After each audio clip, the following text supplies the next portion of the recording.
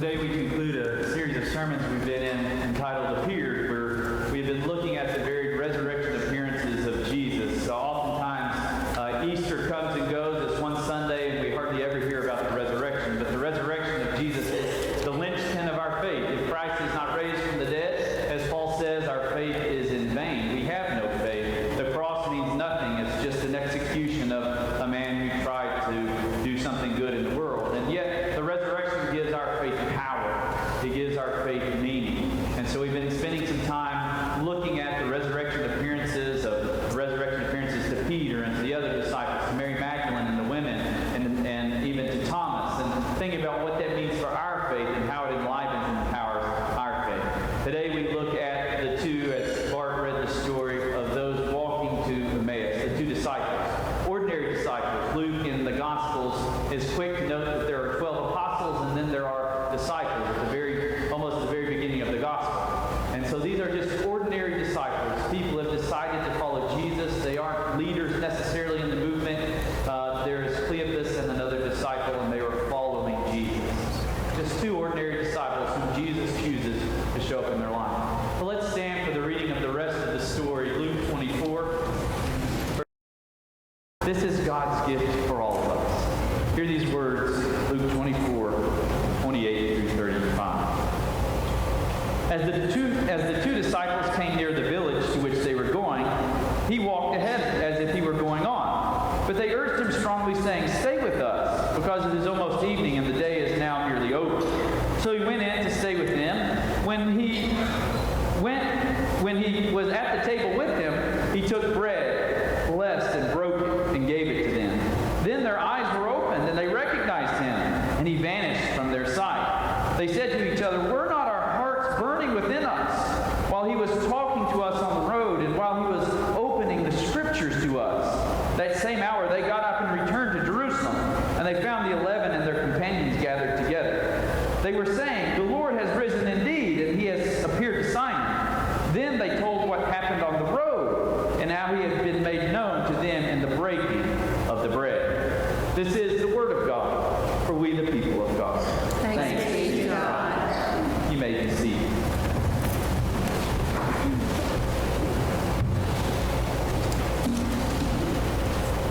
Let us join together in a word of prayer. O God, speak through me, or even speak in spite of me, that your word may be made known, understood. Open our hearts to receive your word, that having heard it, it might be planted in our hearts, that there would grow and bear fruit, that there we would come to understand what it means to be your disciples, that we would come to experience your grace in a mighty and powerful way that is free and empowering. Be present among us, we pray. Allow my words to be your words and my heart your heart. If anything I say be untrue, let it fall away and never be remembered. But in all things may you receive honor and glory and praise through Christ our Lord. Amen. When my wife and I went to purchase the vehicle that I now drive, it's not one of those, I can tell you that. When we went to purchase the vehicle, we had long conversations about the price point that we wanted to pay for that vehicle. And my wife knows me pretty well, that I'm a pretty good or easy pushover. And she knows that if given long enough, I'll just say, "Oh, it's okay. We'll just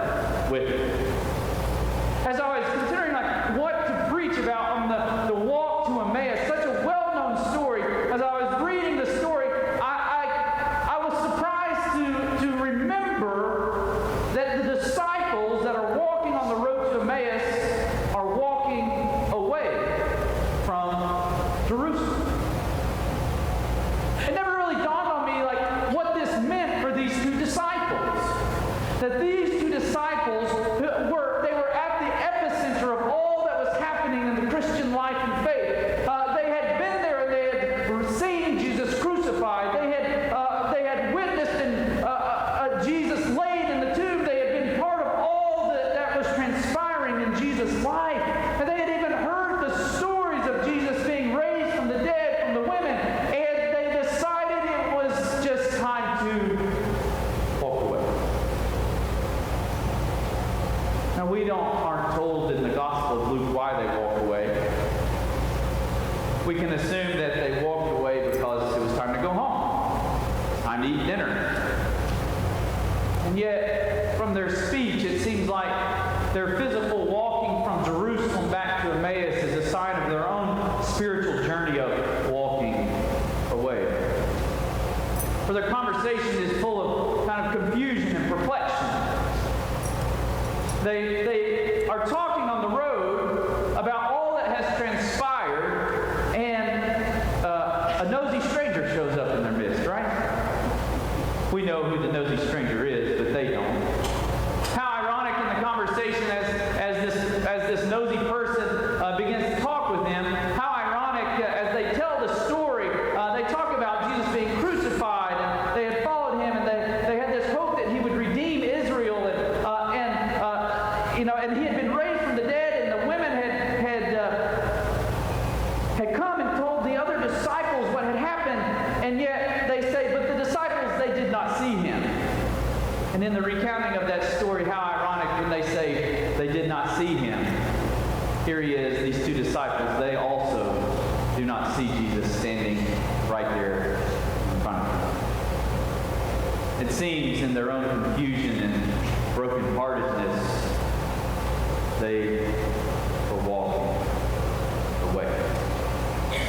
Even in the conversation, they don't fully understand what has transpired. They talk about their hope. They had hoped that Jesus would be the one who would redeem Israel. He would be the one who would redeem the people of God. They probably thought and believed that he would be the one to restore Israel back to their rightful place, to no longer be under foreign occupation, that this is what redemption meant to them. And when it didn't happen and this news of the resurrection began to spread, they began to think, I can't understand all this. I don't think God is present in bringing out about what I had hoped God would do. And so they walked from Jerusalem to the town of Emmaus. And yet the key part of this story is it's not that you have to understand who Jesus is. But the key part of the story is that Jesus understands who we are. That we are prone to wonder, Lord, I feel, so the hymn says. That we are prone to walk away when we don't understand what is going on in our lives. And yet Jesus understands. When we aren't able quite to make sense about faith, it's not that we are giving up on God, but we should know that God is not giving up on us. In this story, we see the beauty of God's grace and God's love. That the ones who are walking away, Cleopas and this unnamed disciple, that the ones who are making their way back to what is familiar and what is known, God goes out and finds them. This should not surprise us, because over and over in Jesus' ministry, Jesus would tell about a God who goes out to find those who are lost, who don't understand, who are brokenhearted, who need redemption. Jesus says there was a man who had 99 sheep, and one had wandered off from the flock.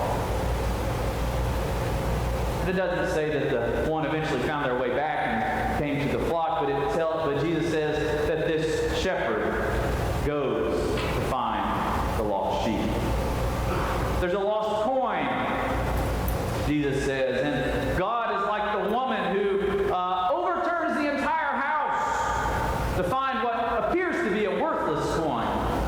It's not a gold coin. It was like a penny in Jesus' day. Penny probably knows its worth, but God says, no, that penny is worth everything. I'm going to turn over the whole house to find it. Like the prodigal son who sells off half the property, tells the father, I wish you were dead so I can get my inheritance now rather than waiting until you actually die. And I want to go live the good life. And that prodigal goes off, and that father waits every day. And when the sun tops the road, the father runs down, meets. This is what God is like. That there's never a distance too far you walk away that isn't close enough for God to find. That God is always on a mission.